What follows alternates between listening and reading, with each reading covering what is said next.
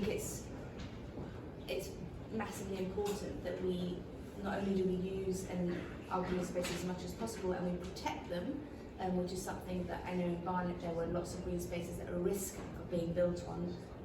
That's something that in the last year and a half we've been trying to protect our spaces as much as possible so that they're not built on, but also that we think about how we use them to our best capacity, so planting more trees, rewilding certain areas.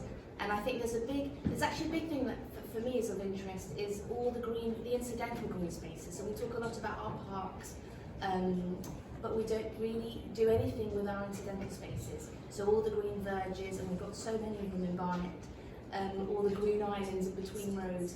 What can we do with these spaces? How can we plant them? How can we make them ecologically richer? How can they benefit us and our well-being when we walk past them every day?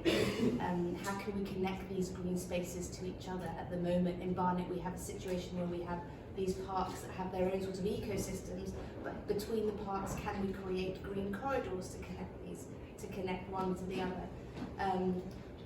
In a borough that's so dominated by cars, it's a long journey to push through this argument. But I think we need to start seeing our landscape in a different way, where we start being more sensitive towards our green spaces and how they can be a conduit through our lands, through our towns, rather than always the roads and the pavements. If you could direct